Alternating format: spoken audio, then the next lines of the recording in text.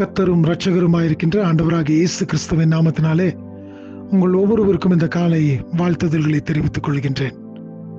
ஒரு புதிய நாளுக்குள்ளாய் பிரவேசித்திருப்பது உங்களுக்கும் எனக்கும் கிடைக்கப்பட்டிருக்கின்ற ஒரு பெரிய ஒரு ஸ்லாக்கியமாய் காணப்படுகிறது அல்லவா?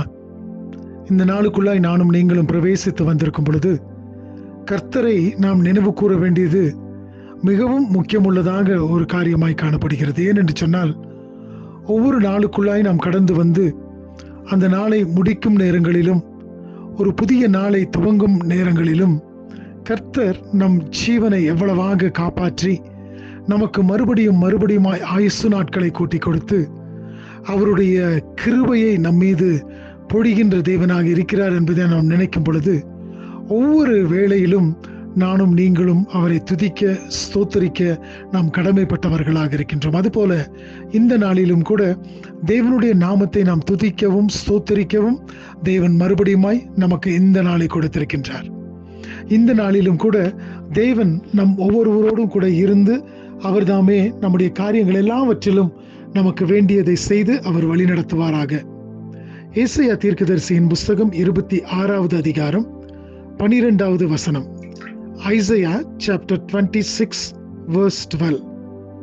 கர்த்தாவே, எங்களுக்கு சமாதானத்தை கட்டளையிடுவீர், எங்கள் கிரியைகளை எல்லாம் எங்களுக்காக நடத்துகிறவர் நீரே.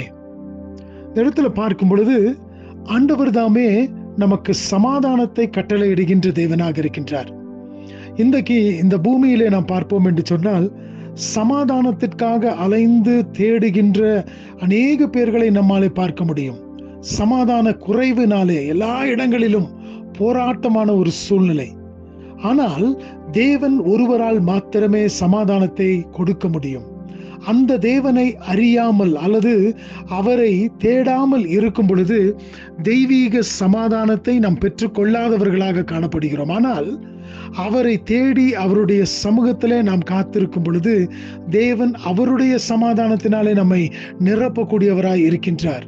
அந்த தெய்வீக சமாதானம் நம்மை ஆளுகை செய்யும் பொழுது நாம் தாமே நமக்குள்ளாக ஒரு சமாதானத்தையும் நம்மோடு கூட இருக்கிறவர்களுக்குள்ளாக ஒரு சமாதானத்தோடு கூட நடந்து கொள்ளும்படியான ஒரு கிருபையை தேவன் நமக்கு தருகின்றவராக இருக்கின்றார். எனக்கு பிரியமான சகோதரனே சகோதரியே, இந்த காலை வேளையிலும் கூட நாம் இந்த நாளுக்குள்ளாய் கடந்து போகும் பொழுது தேவ சமாதானம் நம்மோடு கூட இருந்து நம்மை வழிநடத்துவோம். அது மாத்திரமல்லாதபடி எங்கள் கிரியைகளை எல்லாம் எங்களுக்காக நடத்துகிறவர் நீரே. எங்களுடைய கிரியைகள், எங்களுடைய வேலைகள் எல்லாவற்றையும் எங்களுக்காக செய்து தருகின்றவர் நீரே.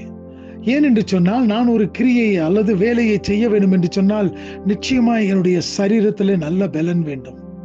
நான் உற்சாகம் உடையவனாக நான் காணப்பட வேண்டும். அது மாத்திரமல்லாதபடிக்கு என்னுடைய அனுதின தேவைகள் சந்திக்கப்பட வேண்டும். அப்பொழுதுதான் என்னாலே ஒரு கிரியையை செய்ய முடியும், ஒரு வேலையை செய்ய முடியும்.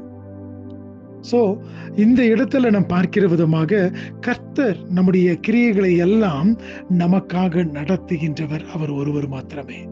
இந்த நாளிலும் கூட நாம் எடுத்துக்கொள்கின்ற பிரயாசங்கள், நாம் செய்கின்ற வேலைகள் எல்லாவற்றிலும் தேவனுடைய கிரியை நமக்காக நின்று நம்மை நடத்தக்கூடியதாய் காணப்படுகிறது. ஆகினால் இந்த நாளிலும் கூட தேவ சமாதானம் நம்மை ஆளுகை செய்யட்டும்.